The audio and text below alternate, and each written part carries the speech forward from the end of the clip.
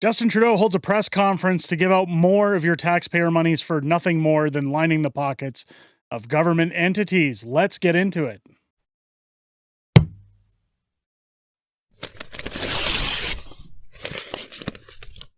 Oh, yeah! What's going on, ladies and gentlemen? Welcome back to the Fringe.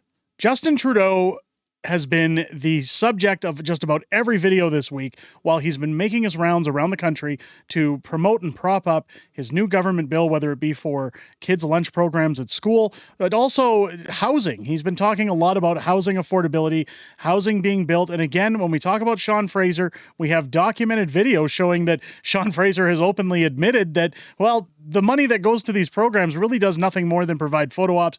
It doesn't actually get homes built. Now, Justin Trudeau, of course, was out this week talking about how 3,000 homes were going to be built and going to be raised in order to provide affordable housing for Canadians. We've seen that Crystia Freeland held her press conference not too long ago in Victoria, where she talked about affordable units. And again, I did a video back on that a few weeks ago talking about how the average price of an affordable unit, a studio apartment at 300 and some odd square feet, so the size of a hotel room, was roughly costing $1,800 a month for someone to live in, with apartments in 2 bedrooms or more going roughly up to over $5,000 a month. $3,000 a month or $500,000. I apologize for that. But yeah, over $500,000 units going for over $3,000 a month. And again, I base that on today's interest rates. So how you come up with calling that affordable housing is beyond me. But later this week, Justin Trudeau ending his long-term journey over in Winnipeg, of all places, to talk about more affordable housing that's coming to Indigenous, as well as others in Winnipeg to combat rental properties and affordable rental properties for folks. Wiretap Media again showing out here. Breaking: the Trudeau government inches Canada closer to communism with the announcement of a $1.5 billion rental protection fund, which is designed to give government agencies and government-funded nonprofit organizations the ability to purchase private property so they can provide, units for other people. I want to point this out because this is one thing that I've talked about in my run for the mayor seat in Calgary. NGOs, or non-government organizations, or non-for-profit organizations, these are the biggest bane of existence when it comes to taxpayer money. I'm going to play this video clip for you, and we're going to talk a little bit about what this means. Now, of course, you see Justin Trudeau hanging out here in Manitoba to talk to Wab Kinew, NDP premier of the province, who took some time out of his day to be there while not facing allegations of, domestic violence. I don't know if you know that about Wab Kinew. I think it's important we talk about that because a lot of people don't know a lot about Kinew's past. Of course, just as Wab Kinew became premier of the province not too long ago, well, this pity article comes out from the CBC saying Kinew became the first elected First Nations leader of a majority party in Manitoba. But within 30 minutes of his historic moment, the Progressive Conservatives launched an attack website against him. Oh, those dirty Conservatives. How dare they talk about things that have happened to Wab Kinew?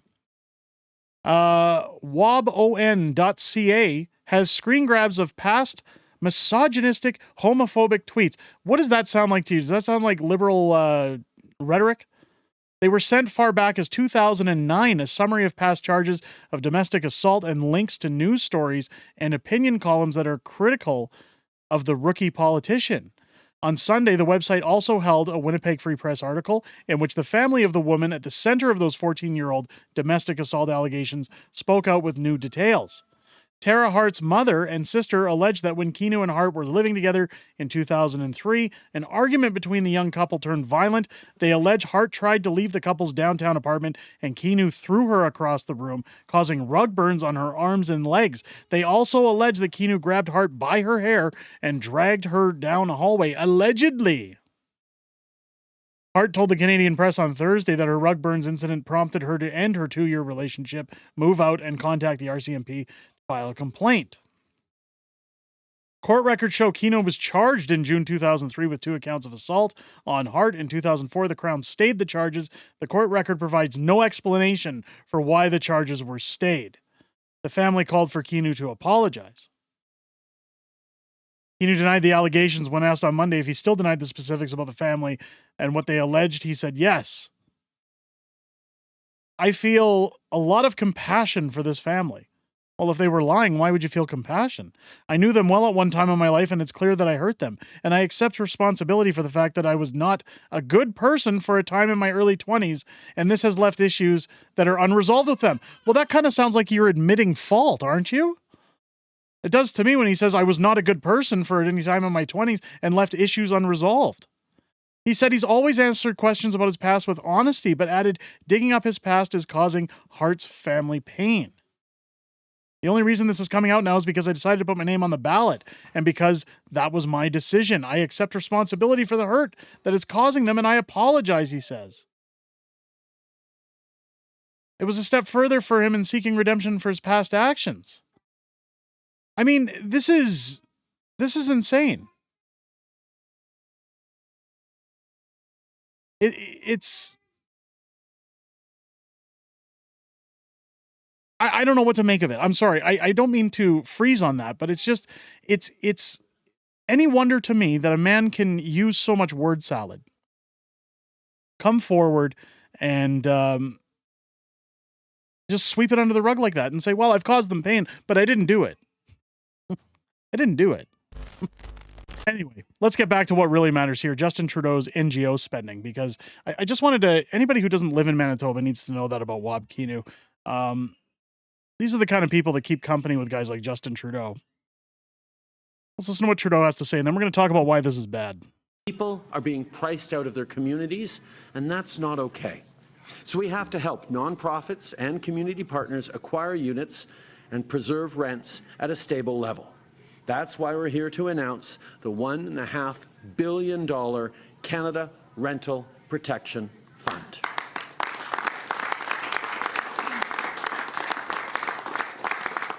We will invest $1.5 billion in the new fund for rental protection, $1 billion in loans, and $470 million in contributions. Let's say that we have a building on sale. These loans and these contributions will help a company, a non-for-profit organization, to buy this building. They will also be able to renovate and preserve these units and the prices. Rental Protection Fund will aim to mobilize investments and financing from the charitable sector, private sector, and other orders of government in order to maximize the ability to acquire and protect affordable housing. So this is terrible. Of course, it's saying here that it's done so they have the ability to purchase private property so they can rent it back to the taxpayer. It's not only that. These non-government organizations, these NGOs, part of what I want to do as mayor of Calgary is eliminate these NGOs that are wasting money. These are government-funded organizations that essentially do nothing. They're kind of like GC Strategies. When you look at what's happened with GC Strategies over a Rive scam, where they were paid millions of dollars to essentially do no work. I'll give you an example, and I've talked about this before. In Calgary, with their homeless issues, they have about 9 different outfits that handle homelessness in Calgary. Now, some of those outfits are paid hundreds of thousands, if not almost a couple of $1 million a year, to tackle this problem with a staff of only a few people that maybe do studies or analyses as to why people are homeless, rather than using that money to actually get counselors and try to fix people's issues, get them back on their feet, have supplies, have resources for these folks. This is, again, wasted money that's just thrown out for the sense of padding pockets of friends of the government. This is another instance where the government, again, is allowing the government or nonprofit organizations to purchase property under government money in order to rent it back to the taxpayer. It's a scam. This is nothing more than lining pockets of people. They try to dress it up. They try to make it look like this is a great deal, when in fact they're screwing potential renters out of their money. They're screwing taxpayers out of $1.5 billion. This This is probably where all your carbon taxes goes to. Nonsense like this. While I'll remind you, guys like Wabkinu don't really care about things like clean drinking water on reservations or making things better for his own people, considering he's the first First Nations premier to be elected. You think that would be a priority for a guy like that? Again, I'm not going to touch more base on what his alleged accusations are. And again, I will point out that I've simply stated an article that that those are not my opinions, and that these are alleged accusations until furtherwise charged. Innocent till proven guilty, right? But it's nonetheless a good thing to make people well aware of Wabkinu and the almighty dollar, since he's part of the Spend EP on what's coming forward for Canadians. Again, I think you're going to see this in more Canadian cities as things ramp up, while Justin Trudeau just kind of hands out money to cities to rent property back to citizens and rip them off. Let me know what you guys think down below. Is this going to be a problem? Are you just as angry as I am to see $1.5 billion being thrown out the window like that? Give me your comments down below. If it's your first time here, I hope this video has earned your subscription.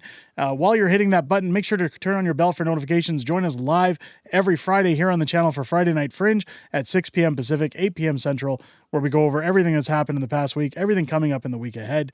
I hope you guys enjoyed this video and have a great rest of your day. I'll catch you on the next one.